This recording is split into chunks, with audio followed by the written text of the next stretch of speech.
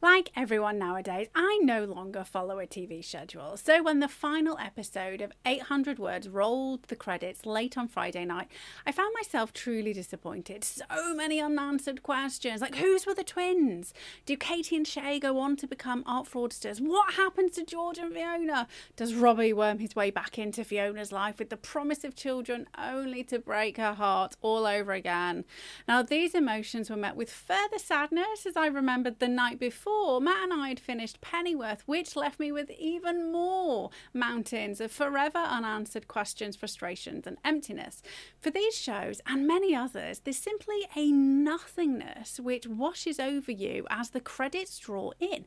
And it feels utterly irrational to be that annoyed, right? After all, it's just a show. We don't know these people. What happens next has no grand meaning in our real lives. But here's the thing, your brain doesn't see it that way. You see, when a story ends abruptly, especially one you've invested time, energy, and your emotions into, your mind experiences something that psychologists call narrative disruption. And narrative disruption is a cognitive gap between what you expected to happen and what actually transpires. And the result? Restlessness, frustration, and in extreme cases, something that mimics grief. Yep, you literally undergo similar emotions to the loss of a real life experience or loved one when a show that you love finishes without a conclusion. Now, closure, it isn't a luxury. If you want to be happy and healthy, it's a psychological necessity. Our minds are storytelling machines. They relish the adventure, the twist, the turns of the emotional joyride which comes through melding fact and fiction in such a way that you're mesmerized from start to finish. From our earliest days, chilling around the campfire in our tiny cups of leather barely covering our modesty, sharing tales of God, spirits and the ferocity of the men chasing down the day's catch, right up to our billion-dollar blockbusters presented for the world to see simultaneously while we're gobbling popcorn. You see, while we all like to profess our uniqueness, in this we are the same. We all make sense of the world through beginnings, middles and ends. Ari Kruglansky, a psychologist, called this our need for cognitive closure, our brain's craving for a firm answer and discomfort with ambiguity, and which, was as awkward for me to say as it was for you to hear. Now, in non-pompous science speak, it basically means the brain hates loose ends about as much as I hate ironing. Though I'm pretty sure my ironing aversion is probably stronger. Anyways, when we don't get closure, the mind keeps replaying unfinished scenarios like a buffering video looking for meaning. This constant mental looping triggers the Zeigarnik effect, first observed by psychologist Bluma Zeigarnik way back in 1927. And the Zeigarnik effect found that people remember incomplete tasks far better than completed ones, which is why when you and I have all those jobs on our to-do list, we have them flying around our heads, taunting us anytime we sit down for that elusive 5 minutes piece. Now, don't get me wrong, it's really useful that our brains treat the lack of resolution as a problem to solve, because if it didn't, we'd probably not have invented all the cool things that we adorn our homes and our lives with. But when it can't solve it, it creates mental clutter, anxiety, and even turns up the emotional torture by triggering physiological stress responses. And in a nutshell, all those unfinished shows feel so unsatisfying because they mimic unresolved trauma, which is psychologically unbearable if left to fester long term. And I know it sounds like I've just compared the unexpected ending of a TV show to actual trauma, someone's real experiences when they undergo a real life traumatic event, and that's because I did. The reaction you have when a series ends suddenly really isn't trivial, not inside our brains and our bodies. It literally mirrors what happens in the brain during emotional trauma.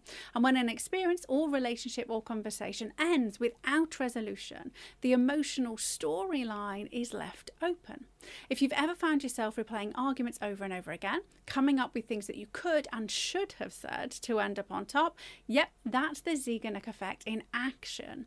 And thanks to all the cool stuff we've created in the last 100 years, it's not just a subjectively observable effect. Neuroimaging studies show that unresolved loss activates the exact same neural circuits as physical physical pain. This isn't just metaphorical heartache. Your brain is doing what it does best, and it's trying its hardest to close the loop that reality left hanging. The mind is desperately seeking an ending that makes sense, and when it comes to your fave show being unceremoniously axed, your brain is waiting for the final episode that never aired, in the same way my poor pooches wait anxiously for one of their humans to come back home, even if it happens to be the spare one. And yes, in our household, I'm the token human, despite being the one who does the majority of the walking, feeding and hugging. Now, when closure never comes, your body's stress system stays half cocked, like a loaded gun ready to fire at the smallest trigger. Your cortisol levels stay elevated, sleep becomes disruptive, and intrusive thoughts or flashbacks continue looping. And this doesn't happen because your body's secretly a sadist, but because it's waiting for completion. Unresolved trauma effectively traps the nervous system in what psychiatrist Bessel van der Kolk calls the tyranny of the past. Now, what's worse, once you're in this negative emotional loop, other negative thoughts, feelings and experiences tend to pile on, leaving you slumping for hours, days and even weeks without ever really understanding why.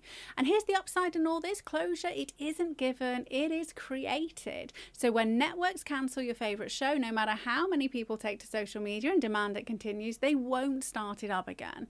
When people ghost you, you can't force them to explain, well, okay, you can, but you really shouldn't, because that would involve the police, courts, maybe a stint in a prison cell next to somebody who only washes for special occasions. And thankfully, you can avoid looking like a plonker on social media and or having to wear drab clothes for the next few months. You can give your mind what it's craving, that beautiful sense of narrative completion. Now, psychologically, this involves 3 simple steps.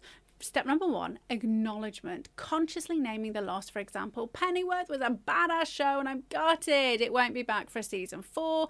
And things like this help to pattern interrupt the looping negative thoughts. Step number 2, meaning making. Ask yourself something like, what was I getting from this story or experience that I needed in my life and I can carry forward in another way?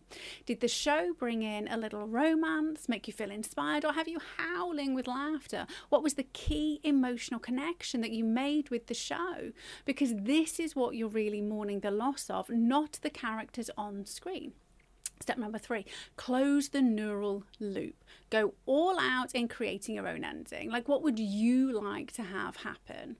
Rather than sitting in the loss, truly think about the ending that you'd have painted. Then take some time and use techniques such as expressive writing, visualization, or even take it one step further and involve yourself in a little symbolic ritual such as burning a letter or creating art. And it doesn't matter what you do as long as you do something so that it doesn't fester.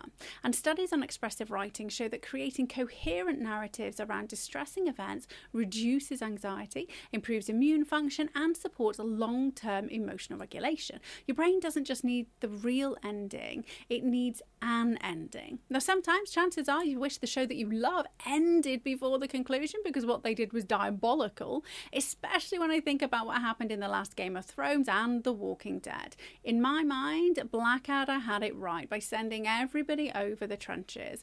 We all know how World War I ended, and so while we didn't have to see the ending, we could all guess at what happened with some certainty, thereby naturally closing the neural loop. And at its core, closure restores agency, which is the belief that you have some power over your own personal story, aka your life. And when things end without explanation, it can feel like your narrative has been hijacked.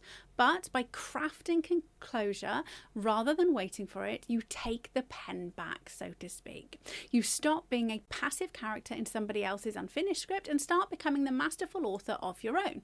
And this is where psychology meets practicality and why tools like the intuitive feeling wheel exist. When you learn to identify your emotional cues, you start recognizing the difference between an unresolved emotional loop, so the mind seeking closure, and a present moment truth, so your intuition speaking. And unlike the traditional feelings wheel, which just has you naming your feelings, then being left with the question, now what? The intuitive feeling wheel helps you quickly and easily map this entire process. It not only gives you a language to articulate the unfinished stories that your emotions are trying to tell you, so that your brain brain can finally stop searching for missing episodes, but it also gives you simple and practical techniques that you can use to alter any negative feelings as they arise. Plus, as an added bonus, it's also free, so you don't need to worry about wasting your hard-earned cash, especially as times are tight right now for many of us. Pennyworth and 800 words, they're over, and that's cool. They were fun while they lasted, and who knows, maybe this podcast will start a revival movement, and I'll get to have the answers to my questions as intended by the writers. It's highly unlikely, and that's fine, because in real life, you can't wait for the networks to tie up the loose ends for you. Closure, it isn't about justice, apologies, or sequels, it's about peace. And peace only comes when you give your mind what the world didn't, an ending that makes sense. P.S. Don't forget to download your free intuitive feeling wheel and start closing your emotional loops the easy way today. The link's in the show notes below. Have a fabulous rest of your day, and I look forward to seeing you next time.